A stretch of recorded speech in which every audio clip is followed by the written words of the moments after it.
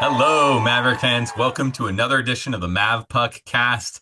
I have returned, and Jon and I are here now to talk about some North Dakota hockey, unfortunately. Didn't turn out the way we would have expected, Jon. No, after the strong start to the season, going out to Colorado Springs and getting a sweep of Colorado College, a good Colorado College team on the road, I thought that this was going to be a much closer back and forth kind of series. And oddly enough, it wasn't. So we're going to dive into that analysis here in just a bit. But before we go any further, we'd like to thank our founding members for their support of the Mavpuckcast and Mavpuck.com this season. As I'm talking, you are seeing a scroll of the names of those who have donated to support Mavpuck.com and the Mavpuckcast this season. Their names will also appear at the end of each episode, so you should stick around and watch those names at the end of the episode too, because Jason and I want that, analytic juice for this podcast on YouTube. And I will say we kept the founding memberships open a little bit longer because we still have group tickets, and the only way to get into the Mavpuck.com group ticket allotment so you can sit with other UNO hockey fans on the road is to be a founding member. And so we have 9 tickets left for the upcoming series at Augustana in December. We have 4 left for the upcoming series at Arizona State at the end of February. And we have some group tickets available for Duluth this upcoming week. If you guys are feeling like heading up to Duluth to watch the Mavs. And there's other perks as well to join. Bridget does weekly emails. She does weekly reminders. She does game previews. And so lots of fun stuff throughout the season. So if you'd like to join, visit mavpuck.com/join and become a founding member today. Yeah, because if you haven't been on a road trip with Jon and Bridget and the rest of the Mav fans that travel and watch this team on the road, it is quite the experience. So definitely jump on that, get in there, get some tickets, come up to Augustana with us or Duluth, or if you're really feeling adventurous in February and want to get away from the snow, we'd love to see you down in Arizona. Yeah. Lots of people are excited about that Arizona State trip. So we'd like to see you there. But Jason, we got to talk about that North Dakota series this weekend. UNO was first place in the conference going into the series. North Dakota was 2 points behind us in second place. We were excited going in. Me being the eternal optimist, Jason, I predicted that we would sweep this weekend. Didn't quite happen. But lots of hope and promise going into this series. First period Friday night, 5 minutes into the first, North Dakota's Dylan James scores on the power play. It was a backdoor goal. It was 1-0 North Dakota early, Jason. Obviously, I wasn't here to talk about it last week, but, this is a team that you really can't give easy opportunities to, and power plays are kind of money for them. And, we really didn't stick check the lanes very well, and that was a pretty easy backdoor play for James. So UNO really just weren't doing the little things right, I think, in that first period more than anything else, and that kind of bit them there. With the penalty, and then which honestly was a bit of a phantom call, and then the backdoor goal. Yeah, tough position to be in, but 15:02 into the first, Jacob Gavin ties it up for Omaha on the power play, assist to Woodworth and Wong. So it's 1-1, UNO after one, a familiar position for UNO to be in early on this season. So we go into that second period, and I will say, before we go into the second period here, that first period of hockey for UNO, I think, was one of the best periods of hockey that they had played so far this season. But then we go into the second period, which might have been one of the weakest periods of hockey that UNO has played this season. 5:23 into the second, North Dakota's Max Swanson puts the Fighting Hawks up 2-1. Quick reaction at the side of the net. So it's 2-1 North Dakota at that point. And then 12:15 into the second, North Dakota goes up 3-1 with a goal from Ben Strinden. The Mavs turned it over in the offensive zone. And then 16:32 into the second, Jason. Will Zellers puts North Dakota up 4-1 on the power play. 4-1 there about midway through that second period, Jason. Yeah, it's good to get that one back. I thought that might give us some life headed into the third, but yeah, I thought that the second period just really wasn't good, and I I don't know. I mean, it might have. I'd have to really like dig deep into some of the other ones. I don't know. Like the whole game just seemed like we were outmatched. We were watching the puck way too much.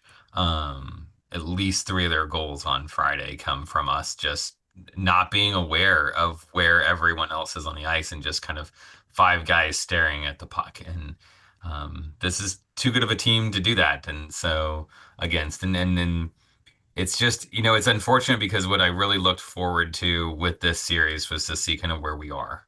Um, I wasn't big on Colorado College at the start of the season, so I really didn't see that sweep as necessarily a season defining kind of pair of wins.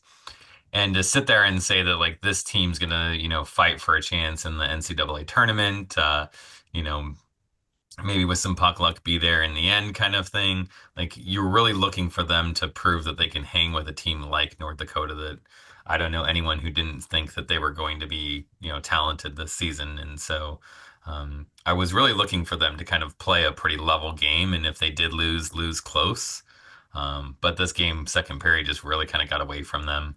I love the goal at the end to give them some life, but you really needed something early on in the third to keep that momentum, and we didn't get it. Yeah, Marc Lajoie, as you alluded to, got a goal there late, 1954 into the second. Roll Wagon's efforts getting the puck out of our defensive zone to set up that sequence led to Lajoie's goal. And so it was 4-2 after two. And like you said, that was better than being down 4-1.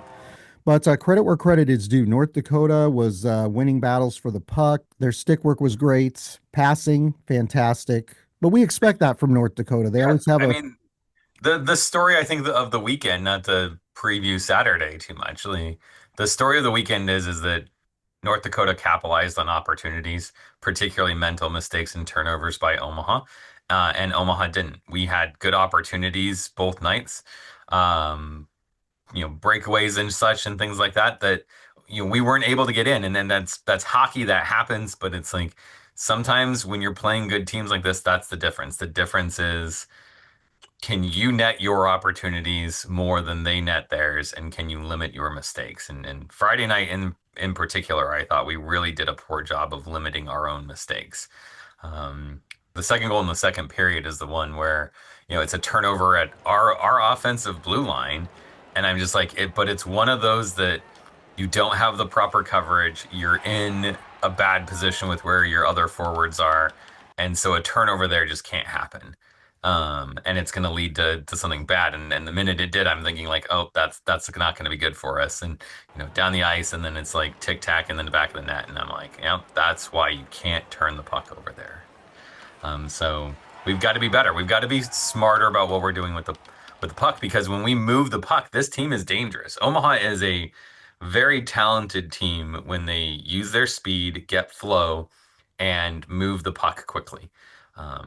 But the passes into the feet on Friday night kept hurting our breakouts and our transition games. Some of the poor decisions, getting trapped into a position where you've got no support. Just those types of things just really, really hurt us on Friday. I think more so even than Saturday ends up. Yeah, UNO tried to make a comeback in that third period, but 10:08 into the third, Ben Strinden gets his second goal of the night. Shot from the slot put North Dakota up 5-2. And then 15:29 into the third, North Dakota goes up 6-2 on the power play. A backdoor goal for Will Zellers. 16:52 into the third, Dylan James puts North Dakota up 7-2 on the power play. I think this is all we need to talk about this. North Dakota goes on to win 7-2 on Friday. The Mavs were 1 for 4 on the power play. North Dakota was 4 for 8 on the power play, and they had a lot of success in that low slot area. So, hoping to get a rebound, Jason, going into the Saturday night game. Yeah. You look to make some adjustments. You focus on, where your game kind of got left behind. You chalk that third period up to honestly just the parade to the box at the end just gave you no chance to push back, honestly. Like we lost some opportunities in the first half of the third period, and I think the guys just kind of got into their heads. And North Dakota, they'll bait you into penalties, and that's what they did. They took stick chops after the whistle. The refs weren't going to call that, but the retaliation they will call. And so going after those guys and playing those types of things. And then, there was some chirping the refs and they decided to call that. And like they just all of a sudden they lost control of the game and the refs started calling everything. And we struggled to play that game. I Yeah, it thought it was was interesting as someone told me on Saturday night, but it's like you can kind of tell that they're adjusting a little bit to collegiate hockey, and that there were times where this weekend where we saw them and thought like, I bet if this was Canadian hockey, they would have dropped the gloves there, you know? Um, yeah. yeah, I mean, I'm sure we'll talk about it, but there's a specific thing on Saturday that jumped out to me as to when that would happen. But yeah, there's some adjustment that comes with Canadian kids coming down here to play, particularly collegiate hockey, because that's not a part of this game. Yeah, absolutely right. There definitely is an adjustment from playing various levels of junior hockey around North America to coming into the NCAA. First period Saturday, only one goal scored in the first period. 3:42 into the first, Anthony Mangini puts North Dakota up 1-0. It deflected off of Marcus Broberg. So it was 1-0. North Dakota after one. It was tied after one on Friday night. Here it was 1-0. But overall, I thought UNO played a bit better in that first period on Saturday night, Jason.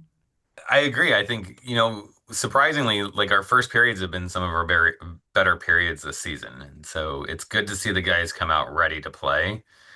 We need to net some opportunities, and I think we need better second periods. Yeah. That's going to be a key for this team down the stretch. Yeah, that middle frame needs to be a bit stronger. 7:21 into the second period. Cole Reshny puts Nodak up 2-0. There was a crowd in front of the net, and it looked like it went off of Plant. This is hockey. Sometimes it's better to be lucky than good in these situations, Jason. Yeah, and that's a hard thing for a team. You're really looking for Omaha after that second goal to kind of push back hard, uh, and try to create their own luck. Because at that point in time, you're kind of looking at this going like this team shellacked us last night, and then tonight the hockey gods are just gifting them goals off of random things, and you're thinking like it's just not going to be like this. Just isn't our thing, right? And so I'm really looking for them to make sure that attitude doesn't creep in, and that they still have that. I wore the white shirt, still believe that they can do it, and as a fan base to remember like this team's better than what we saw them do against North Dakota, and so put this in our rearview mirror and then move forward. Yeah. So North Dakota was up 2-0 at that point, but late 1850 into the second, Marc Lajoie narrows the lead to 2-1 on the power play. So it's 2-1 North Dakota after two. And the score held for about three-quarters of that third period. 15-17 into the third, Jack Kernan puts North Dakota up 3-1. The goal came on an odd man rush. The puck went in off of Kernan's skate. 3-1 North Dakota at that point. This is going to be a tough hill for UNO to climb in this Saturday night game. And then Dylan James added an empty netter with 3 minutes left. Yeah, I mean, again, it was one of those things where we had opportunities in the third. We had a breakaway. Was it Rollwagon, I think, had that Yeah. breakaway opportunity, and it doesn't go. And, it's those types of things. Like, we always look at points in a game and say, like, if this happened, how does this change a progression? You score that breakaway goal, entirely different game from that point on because Omaha's closer and North Dakota has to change how they play, and you start thinking like, okay, maybe we can't give up, open opportunities, and so we need to play center high or swing a D or something like that. Um, whatever they're going to look at in their system to say, like, we need to prevent that from happening in the future and stuff like that. And so it's things like that that if this team can get to being a little bit more opportunistic, I think it would have, benefited them this weekend in both games. But the big thing is just the penalties. We've got to be smarter about when penalties are taken and what's there, and we need to keep moving the puck, get better with our passing. I thought it was better on Saturday than it was on Friday, but Friday was really like there was a lot of passes into skates and behind guys and just not good leads and so we really need to get them to focus on keeping that flow going, particularly in transition by hitting your passes. There are a lot of elite skaters in the NCHC, and you need to be able to go toe to toe with them. So, working on some of those fundamental things will be a big key going forward in the grind that is the NCHC. But, Jason, I got to ask you, Uh, who is your player of the week for this tough series against North Dakota? well, I'm going to go off the board and hope that you stay on it. If not, we're going to talk about on the board pick because I think it's the Okay. obvious one. But I really was impressed with Spencer Sova. Um, Defensively, I thought he had a lot of good plays. Stick was pretty active. I will say, like, I'm looking for him to be a little bit more physical. I thought he kind of gave up on some of those things a little bit too early. I thought this series, like, was probably one of the best ones I've seen him and noticed most from him. And just some points through, some shots through point, and then just the defensive play. Like, I liked his positioning. I look forward to him just to kind of being a little bit more comfortable in the physical role in these series, particularly with NCHC teams that we know play pretty physical hockey. A good new player on the roster, has 1 goal and 1 assist. I've enjoyed watching Spencer Sova this season. So I'm going to pick sophomore forward Trevor Wong because my niece Scotland asked me after the game on Saturday night who I was going to pick. And I said, I don't know who I'm going to pick yet. I said, who would you pick? And she said, I think I'd pick Wong. He had an assist this weekend. He has 4 assists in 6 games. And I think the thing that she likes about Wong is that the guy plays with a lot of heart. So he's been a nice addition to the lineup, getting in now after having to sit out the first couple of games. So, yeah, I think we both went off the board here, Jason, but you wanted to talk about the on the board pick. So why don't you talk about him? I, yeah, I think you got to talk about the on the board pick. We always talk about this because we don't just look at the score sheet and say like, oh, whoever scores the most goals is obviously going to be the player of the game for, one of us or something. So I love it when we go off the board and kind of highlight some of the other things that the kids do. But Marc Lajoie had an amazing weekend this weekend, top to bottom. And honestly, I don't know if the coaching staff, it'd be fun to ask them if they did this on purpose or if it's just one of those things that just naturally happens as guys kind of create chemistry. But usually you put like usually you put a pretty physical good shot forward into that bumper roll on the power play and you work on sliding them from their offside onto the onside and then hitting that with a pass. That I'd say every team has in their power play and most teams work towards that.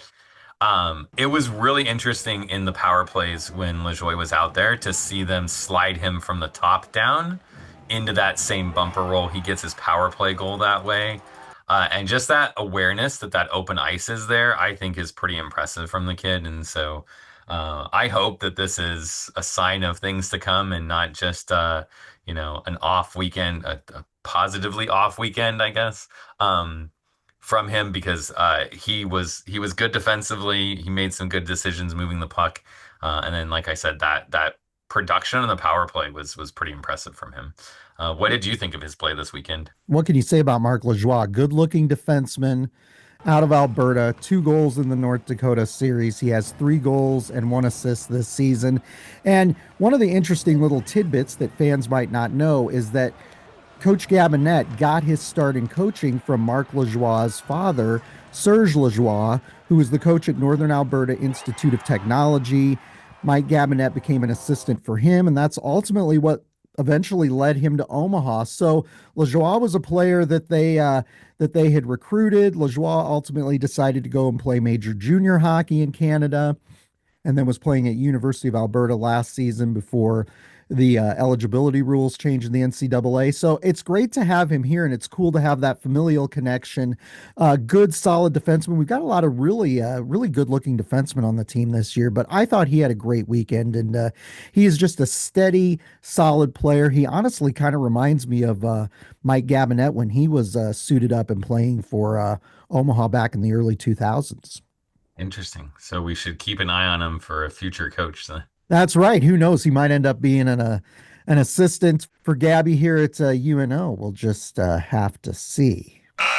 Got to talk about our new sponsor for the Mavpuckcast this season. We keep saying new. We're like, this is our 9th episode of the season, Jason. I guess they're not really new anymore. They're almost like a veteran sponsor of the Mavpuckcast this season. But Wahoo Distillery, the holidays are coming up, and our Yeah. listeners might want to get a gift for a friend, family member, Um, coworker from yeah, Wahoo I'm sure Distillery. people are thinking about those holiday party gifts and what they're going to give to a UNO fan, and there's plenty of stuff on the list, but as a friendly encouragement that you may want to jumpstart your holiday shopping, we got a special offer from Wahoo Distillery for Mavpuckcast listeners. If you use the promo code, and we'll put it in the chat down below, so you don't have to hurriedly write this down. But if you use the promo code Mavpuckcast on your order online, you get a 20% off anything that's in their store. So not a bad way to save a couple extra bucks. Get a nice bottle of Wahoo's original recipe whiskey or their cinnamon whiskey. So either one, pick your poison. And it's not limited. So if you want to pick up more than one bottle, shop for everyone all in one, you can do that. And they have shipping options out there. So if you want it shipped to you, you can do that. They also have, we do have the ability on the site to pick up in Wahoo. So if you want to just order it, have them set it aside for you, and then head out there at some point in time. Someone with Wahoo will be in contact with you to arrange when that can happen. So it's a really nice function, so you don't have to pay for shipping too. So yeah, so hopefully our listeners can take advantage of that promo code. Absolutely right. So start your Christmas shopping now and head over to wahoodistillery.com. All right, Jason. I had said I wasn't going to bring this segment back, and then a couple weeks ago we brought it back, but we've got to talk about some things you missed at Baxter Arena. Chuck-a-Puck made a return to UNO hockey. It has been a long time since we've had Chuck-a-Puck at a UNO hockey game. I can't even remember the last time. I think it was downtown when we were playing at the Century Link. And I can't remember. If only we'd had this podcast back during those years, we could have gone back and looked and seen when we had Chuck-a-Puck, but I honestly can't remember. What I will say is we had season tickets to a few seasons down at the CenturyLink. I don't ever remember Check a Puck, so it may have even been before we started going to a lot of games. Yeah, I was going to say, did you start going in like 2006? Did you? 2006 was when we had our season tickets, our first set of season tickets. So I, who knows? I may be hallucinating. You never know. It's Sunday morning after a long and eventful weekend. I don't know, Jason, but I do remember throwing pucks a time or two down there. I don't think it was done with any sort of regularity. I don't know. Maybe it was at the Civic Auditorium. Who knows? I mean, it may have been a Lancer game. Who knows? But Chuck-a-Puck made an appearance at Baxter Arena. but can we really call it Check a Puck? Well, this is what Jason and we are just so nitpicky. It's the kind of stuff we want to talk So about. Well, let me give the details on Chuck-a-Puck because we did get a puck. $5 a puck, and you had to get the puck in the bed of a truck. One puck was then chosen from the ones that got into the bed of a truck, and then you won a $1,000 travel voucher. So there was just a lot to this. And the proceeds from the Chuck-a-Puck went to UNO Women's Sports. And Kiewit was the sponsor, so it was one of their trucks driving around the ice. But instead of foam pucks, as Jason alluded to, they were foam construction hats. And Jason and I, being Jason and I, we're going to have a discussion about the use of construction hats versus a, disc shaped puck. The physics of it did not work to our advantage. Jayla, who sits next to Bridget, she is a high school softball player. So we gave her the construction hat and had her try to get it. It didn't make it. So it's hard to know the physics of this. Like, it was a cute idea, right? But like the thing about the puck shape is that you can kind of fling that thing. You know what I'm saying? Right. And it's harder to do with a hat. I yeah, and it's just weird because it's like you think of chuck a puck and it's like it's chuck a puck. I mean, it should be a puck. What is it if it's not a puck? Like this is chuck something up? I don't know. This is, I I'm a purist. Like I've been to so many places that have done these that I love it. I think it's great. I commend UNO for jumping on this because I do think it was kind of a cool thing. I would have preferred them to like make a bunch of foam pucks that have like Hewitt's logo on one side and their, the number or something on the other. Like that would have been my preference because I throwing from the top level and stuff like you really need something that's going to give them a chance. Otherwise, you deal with the weirdness of like everyone from the ends can't throw because of the nets, and so they all come around to the middle, and then at Baxter, that's only one side because they're not going to let you into the club level just to throw your puck on the ice. So like everything's coming over to our side underneath us, and then all the upper level stuff now has to come down. And so like you just end up with this weird like everyone's in one level and like I think of the videos and stuff that I see of that and the teddy bear tosses and things like that. And it's really cool to have the video of it where like it's coming from every direction and it's just raining teddy bears or pucks are flying from everywhere. And now it's just like this like wave of them all coming from one area. So I don't know. I like that they did it. I think that they should do it again. I think they should rethink how they do it. Because I also think it's a weird how the gift thing works. Like everyone gets whoever gets it in there, but you still then have the like randomness of you have to be drawn from like if they get it in the bed of the truck, give them a prize and then draw for a grand prize, right? Like everyone gets $100 if you make it in the bed of the truck, and then if you get it, if you're the one that's picked, then you get 1,000. Like at least then there's some benefit to a good shot kind of thing. So some things that I think could make it better for the next time that UNO does it, hopefully. I'm just amazed that we got that much out of that that thing. Dude, I could rant about anything. Are you kidding? Jason and I are not happy about anything. So we'll see if they do this again. I'll be interested to see if we get this promotion again later on as the season wears along. And yeah, it's the like you mentioned, the aerodynamics of the hats make it a little hard to kind of, fling it and project it, but cute idea. So we'll see if they do it again. But we have something new on the Mavpuckcast this season. We've got Jason's Mavpuck.com NCAA Top 20. And this is an interesting little thing. This popped into my head this morning. You got a chance to meet one of my longtime good friends from UNO hockey, Mike Carter, before the game on Friday night. And years ago on the Mavpuck.com website, Mike would do NCAA rankings every week. And I think he just did top 10, maybe. I can't remember. It's kind of like the Chuck-a-Puck thing. The memory I can't remember these things after a certain number of years. But he used to do that. So Jason is back because Jason loves rankings. And I've got the 20 teams here because he texted them over this morning.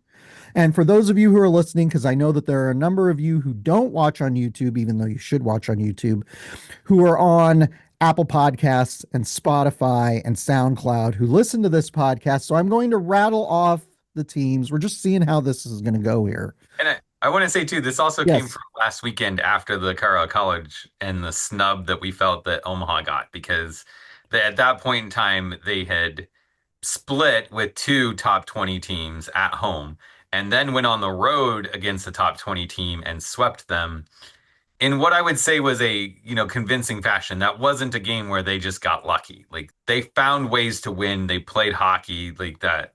I thought they deserved, like, I'm not calling for them to be a top five team. Do not read that this way. I just thought that after that Colorado College series, they deserved to at least be in the top 20 somewhere, especially when you end up with Colorado College in the top 20 after losing two at home to Omaha. I just thought that was a huge, like, smack in the face to Omaha. And so I was read with like screw you all the writers and the opinion people and stuff. Like I'm just gonna do my own and tell you all to go shove it. So this is my like middle finger to all of the writers who snubbed Omaha a week ago. So Yeah. And we're not worried about being in the top 20 after getting swept by North nope. Dakota. You know what's funny, Jason? You just said screw you, and it activated Siri on my MacBook Pro, and like it showed the word screw you, and Siri just said, uh-huh. So I don't know what the hell that was all about. My MacBook feels insulted right now. I'm Okay. sorry. I'm sorry, John's MacBook. I won't use your charger again. So we're not going to go through these one by one, or we would be here 2.5 hours. So I'm just going to read these off. Number 20, Jason has Union. Number 19, Providence.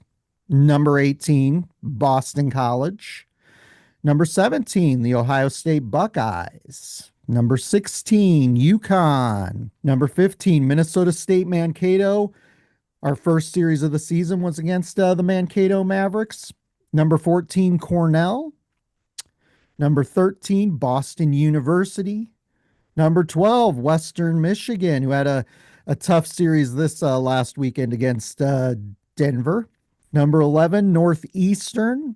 Number 10, UMass, who we played a few weeks ago, got a split against them at Baxter Arena. Number 9, Wisconsin. Number 8, Quinnipiac. Number 7, Maine. Number 6, Denver. Number 5, North Dakota, who we just played this last weekend.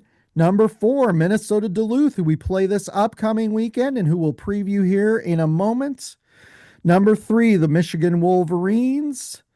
Number 2, Penn State. And number 1, the Michigan State Spartans. I got to tell you, it's pretty good to see Michigan State back in the top of the rankings. Not that I'm a huge Michigan State fan, but Bridget and I made 5 or 6 trips over the years when UNO was in the CCHA to Munn Ice Arena. It's a fun place to go. So I hope we get to go back and play there again someday. It's hard to schedule these Big Ten teams. The coaches have talked about that. So yeah, a good list. We'll also be sharing this on our socials. So if you want to debate Jason's picks, you can. I welcome it. It'll be an interesting conversation, I think. I'd love to hear what people think about, why they feel so and so should be ranked higher than so and so, and it'll be a good I think it'll be a good conversation. John, what are there any that jump out to you as like I'm surprised you have them on your list or put them as high or low as I did? I'm still curious as to whether Minnesota Duluth really is the number 4 team in the country. I love Duluth. On the early years of this podcast, they were like my national championship pick every year. They've got a lot of good young talent. A lot of it comes from those Minnesota high school ranks, but I'm going to be curious to see how Minnesota Duluth does. And we will get to see Minnesota Duluth this upcoming weekend at Amsoil Arena in Duluth. Duluth is 10-2-0 this season. The Bulldogs are 3-1 in the NCHC, Jason, and they are currently second in the conference race. So I'll tell you what, they've got a strong start to this season. And they are led by head coach Scott Sandelin, who has been coaching in the NCAA for 152 years now, Jason. He is 478, 410, and 103 in 26 seasons at UMD, and he has won 3 national titles. And they've been down the last few years, Jason, but like we said, some good young talent there, and we'll talk about these players in a bit. But initially, what are your thoughts here? This is a team that we've been waiting to see them make a comeback because they've struggled the past few seasons. Yeah, I think they've struggled because they haven't had the chemistry and the caliber of talent that they've been used to. But win or lose, this team is always well coached. They're always ready to play. This is a team that I don't care who you are, you're going to see their best effort. So, oh, my big thing is Omaha has to be ready. Like you need to go out and prove yourself. A lot of people weren't giving you credit before the North Dakota series. A lot of people lost a lot of faith in you with your performance there. And so you're going to have to work to get that respect back from the writers and the people that are making these stupid college rankings, including myself. So this is your chance to kind of do it. You're going on the road and but it's not going to be easy. This team's good. And the thing that Yep. gets me, I think about, and I know you've probably got your list of players, so Yep. I won't go into them too much. But here's the thing I've noticed about Duluth is everyone knows this going into it.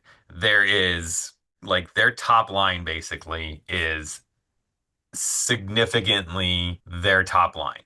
These are the guys that if you go in there, you're saying, all right, we're going to shut these guys down, and then we just have to find a way to play 55% hockey against the other three lines, and we should be able to skate out of here with a victory.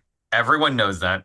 Everyone goes in there. Everyone brings them in knowing this, and they still find a way to win 10 out of 12 games. So the thing for me is I don't know that top line. I don't know that you can necessarily shut them down. I think you're going to have to find a way to play better than our top line being better than their top line, and then also find a way to be deeper than their team. Well, as I alluded to, and as Jason alluded to, a lot of good young talent on this team. Looking at our players to watch, UMD's top two scorers are the Plant brothers. So they've got the Plant brothers, and we've got a Plant. So there you. I thought that. Okay. Anyway, um, Thought that was going to land better. All I right. thought that was going to land better. Jason's not buying any of it. Sophomore forward Max Plant leads the team with 10 goals and 12 assists. He just tallied his 50th career point, which was a game winner in overtime against St. Cloud State this last weekend. His brother, sophomore forward Zam Plant, is second on the team with 7 goals and 12 assists. Third on the team in points is sophomore forward Jason Shagabe with 5 goals and 12 assists. And all three of those guys come from the Minnesota high school ranks. Like a number of these Minnesota schools, they really mine local talent for their team. On the blue line, keep an eye on sophomore defenseman Ty Hansen, who has 3 goals and 10 assists. And in net, Jason, sophomore goaltender Adam Gajan from Poprad, Slovakia, has a 1.7 goals against average and a .925 save percentage, and he was the 35th overall pick in the 2023 NHL entry draft by the Chicago Blackhawks. I should have emailed our resident scout Rob Facka to ask him about him, but I didn't get a chance to do that before we recorded this episode. So, Jason, some good looking talent. We were talking about the Plant brothers last season. I remember you and I were discussing their future, and you're like, sophomore year, these guys are going to be really good, and they're looking good so far. Yeah, I mean they were a big reason why I put them in our preseason rankings for the NCHC where I did. Um, there's that built-in chemistry of playing with a family member, and it's showing up. And then you've got defense that are taking advantage of the space that's created when teams focus on the Plant Butters too much. And so it's good. Like I said, you've got to find a way to make them less productive and put more pressure on honestly on some of these freshmen. That's got to be the game plan for UNO is, force those guys to take advantage of your their opportunities against you, and then hopefully you can find a way to net a 55 on a lower line. And look, Scott Sandelin, veteran head coach. He knows how to get it done. So never underestimate this team, as you alluded to. They always play tough, even if their overall record doesn't show it.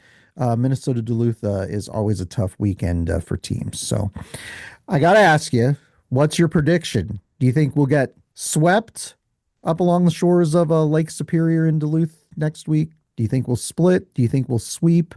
What do you think is going to happen at Amsoil Arena against the UMD Bulldogs? Is looking for a win. I think they're going to have some more commitment and some more energy. I think they're going to be looking to prove something coming off of that North Dakota series. I think we split. I think we find a way that just that take it to them attitude on Friday. It'll be a close game, I think, but we'll find a way to kind of squeeze out a victory there. And then I don't know, like it's hard because I think those 50-50 games, it's kind of like Colorado College series in that you could go in there, find a way to win on Friday, and then just play a tight game on Saturday, and maybe you get a bounce or something, and you could easily come away with a sweep at Duluth, and that would have a lot of people, looking at Omaha saying, okay, so this team's back to being something, or it may just be a fluke, and we just have to keep, pressing on. But I think my guess would be that we get the split, and we'll see. What about you? Where's your head on this weekend? Well, it's really curious since this is only our second road series of the season. I remember back when Dean Blaze was head coach at UNO, there were certain incarnations of his teams over the years that some of them were much stronger on the road than they were at home. And so I'm going to be really curious in this series because we got that sweep at Colorado College, a good, tough Colorado College team, what it's going to look like this weekend. And if we go up there and we have good results, then I'm going to be starting to wonder, are we a stronger road team than we are a home team? Sometimes teams have these little fluky traits about them. But like you, I'm going to say we split this series against Minnesota Duluth, and I don't know what fashion that'll happen in, but I think the boys can get a win and get 3 points out of the series. So I'm going to be really curious to see. It's going to be fun. Jason and I are Be going to a be good there. question to ask Coach sometime about that because I remember an interview with Blaze when he was at North Dakota and they had a team that was that way that was much better on the roads. And he had mentioned in the interview that road victories are actually easy, road games are easier because the players are all together, they're forced to be together, and everything's structured. When you're at home, it's your bed, it's your place, it's your time, it's your schedule. And just naturally you gravitate towards more downtime. And so when you're out on the road and stuff, like there's nothing to do but be with your hockey buddies and play hockey. And so it's a little bit easier, I think, to be focused. If we do have success this weekend, I'd be curious in the press conference next week is to ask them, like, do you think that that's something that is attributing to the early success for UNO? But we'll see. We have to win these two games first to even bother contemplating something like that. Yeah, if that happens, we'll be sure to have Bridget to ask that question at the midweek press conference week after next. Friday's game will be at 7 p.m. Central Time, and Saturday's game will be at 6 p.m. Central at Amsoil Arena in Duluth. Jason and I will be there. We'll be giving you some updates on the road. You can listen to the games on 1290 Coil in Omaha or online anywhere on the Varsity Network app. Mike Valancourt and Terry Leahy will have the call. And both games will be streaming from Amsoil Arena on NCHC TV. And as I just mentioned, be sure to follow Mavpuck on Facebook, Twitter, Instagram, and all of our social channels to stay up to date. We'll be having updates from the road. Jason will be there. I will be there. Brent Bean, who was on the podcast last week, will be there.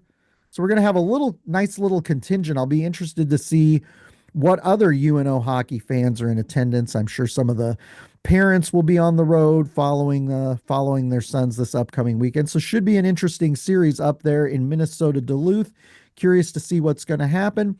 And you can find links to all of our social channels at mavpuck.com. But until next time, Jason, go Mavs. Go Mavs.